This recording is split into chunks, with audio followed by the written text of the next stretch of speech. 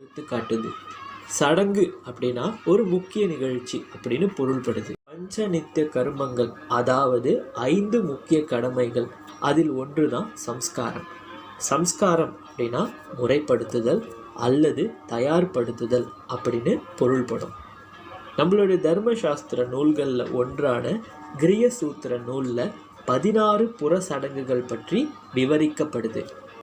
பார்ப்போம். குறைந்தாலும் அவன் செய்த 16 புறச்சடங்குகளும் பலனற்று போகும் அப்படின்னு கூறப்பட்டிருக்கு. இப்போ நம்ம புறத்தால் செய்யப்படுற 16 சடங்குகளை பார்ப்போம். முதலாவது விவாகம். விவாகம்னா திருமணம் அப்படின்னு பொருள்படும். இரண்டாவது கர்ப்பதானம். கர்ப்பதானம்னா முதல் இரவு அப்படின்னு பொருள்படும். மூன்றாவது பும்சவனம். பும்சவனம்னா கருவுற்றல் அப்படின்னு பொருள்படும்.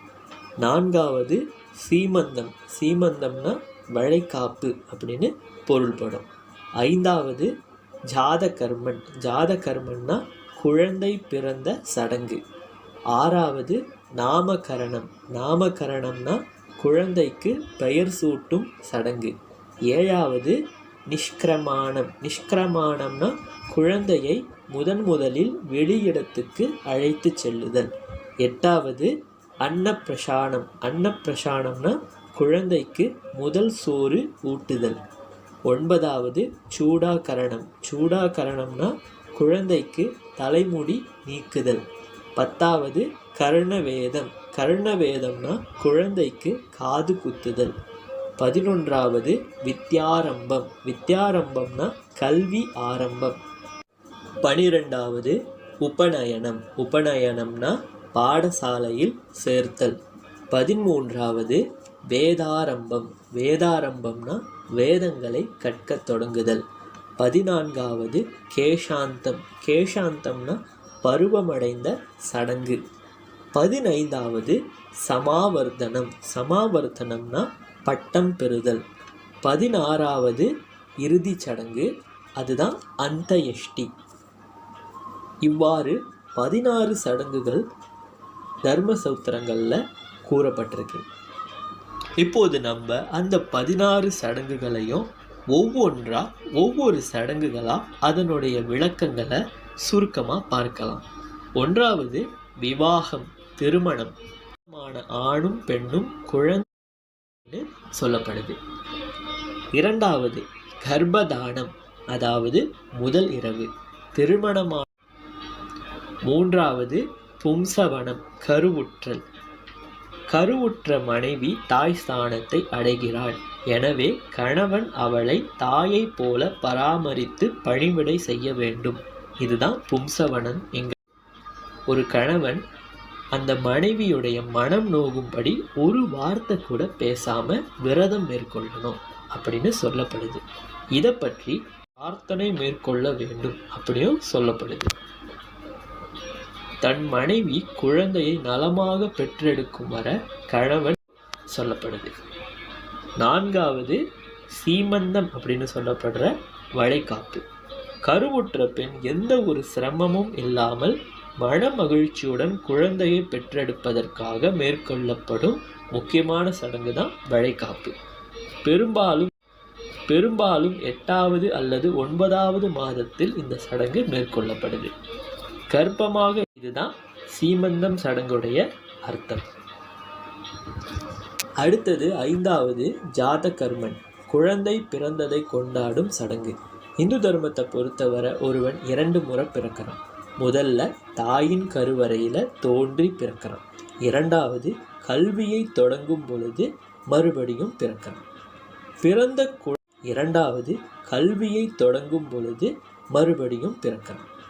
பிறந்த குழந்தையின் நாவில் தேன் அல்லது சீனி பாகு தடவி இந்த சடங்கு மேற்கொள்ளப்படுகிறது. பிரார்த்தனை செய்வாங்க. இதுதான் ஜாதகர்மன் என்கிற சடங்குடைய சாரம். அடுத்து 6வது குழந்தைக்கு பெயர் சூட்டுதல், நாமகரணம் எங்கப்படுற ஒரு. 7வது குழந்தையை முதல்ல வெளியிடத்துக்கு அழைத்து செல்வது. இது நிஷ்கிரமாணம், குழந்தைக்கு முதல் சோறு ஊட்டும் அன்னப்பிரசான சடங்கு. குழந்தை பிறந்த சில மாதங்களில் குழந்தைக்கு சில பற்கள் முளைக்க தொடங்கியவுடன் அதற்கு சோறு ஊட்டும் சடங்கு மேற்கொள்ள குழந்தைக்கு தலைமுடி நீக்கிறது. குழந்தை பிறந்த சில மாதங்களில்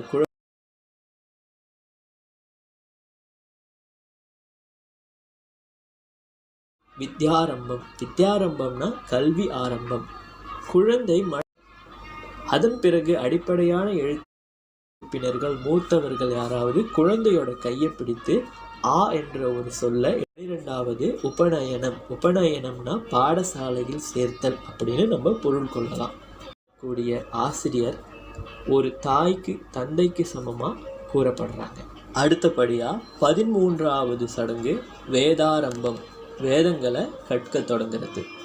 வேதங்கள் என்பது ரிக், சாம, யஜுர், அதர்வண வேதங்கள் ஆகும். வேதம்னா ஞானம்னு பொருள்படும். வேதங்களின் சாரமாக இருக்கிறது உபநிடதங்கள்.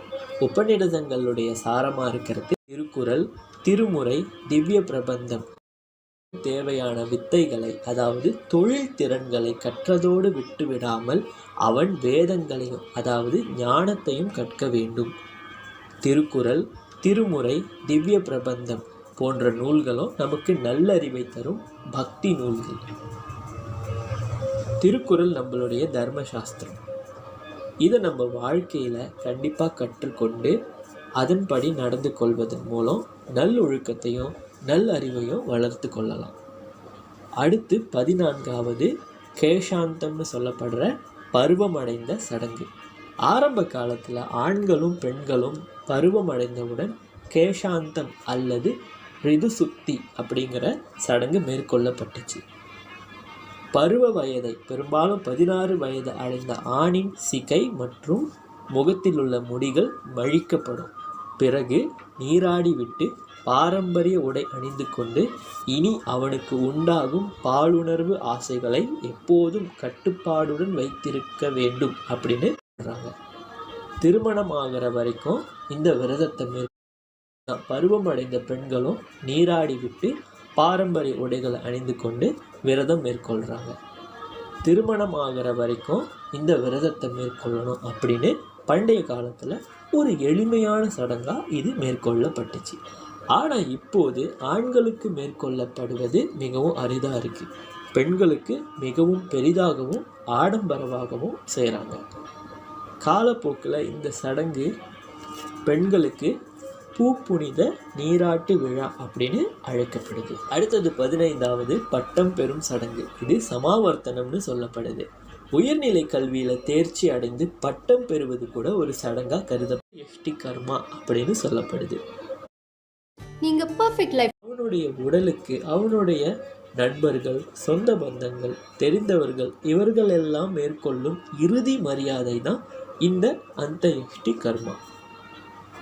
பொதுவாக இந்த சடங்கு 2 நாட்கள் முதல் 16 நாட்களுக்கு வர நீடிக்குது. இறந்தவங்களுடைய உடல் நீராடப்பட்டு புத்தாழ்வா ஏழை எளியவர்களுக்கு அன்னதானம் வழங்குவதால் அவரின் ஆன்மா இனி வரும் எல்லா பிறவிகளும் நற்கதி அடையும் அப்படின்னு சொல்லப்படுது. இவ்வாறு இந்த 16 சடங்குகளையும் இந்துக்கள் கட்டாயமாக மேற்கொள்ள வேண்டும் அப்படின்னு எந்த சாஸ்திரத்திலையும் தெரிவிக்கப்படவில்லை.